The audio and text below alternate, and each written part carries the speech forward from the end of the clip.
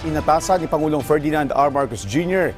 ang Department of Public Works and Highways at iba pang ahensya ng pamahalaan na iposisyon ang kanilang mga kagamitan bago pa man pumasok ang dalawa pang bagyo na nakaabang sa labas ng Philippine Area of Responsibility.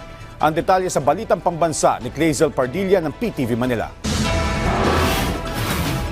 Hindi pa man nakaalis ang bagyong Nika, dalawang magkasunod na bagyo na ang nagbabantang pumasok sa bansa.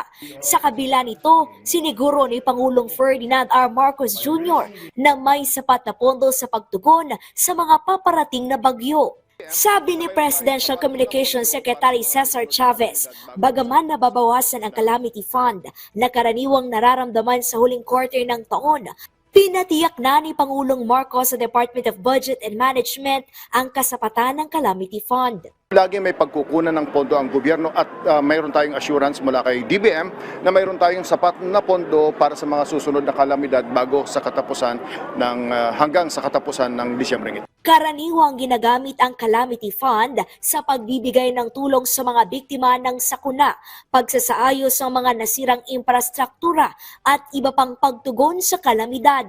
Para sa taong 2024, aabot sa 22 billion pesos ang inilaang pondo para sa calamity fund. Samantala, inatasan ng punong ehekutibo ang Department of Public Works and Highways at Department of Transportation na abisuhan ng kanilang mga private contractor para mabilis na i-deploy ang kanilang truck at mga kagamitan bago pa dumating ang prosesyon ng mga bagyo. Mahalaga ito para makapagsagawa ng mga clearing operations sa mga kalsada at mabilis na makapaghatid ng tulong ang gobyerno.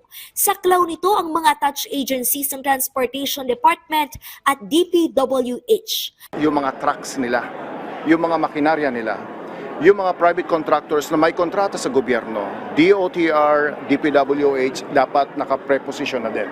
Yan ay may instruction siya sa DOTR, may instruction siya sa Department of Public Works and Highways in attached agencies of DOTR and DPWH, yung mga trucks ng mga contractor na may kontrata sa national government ay dapat katulong na sa prepositioning.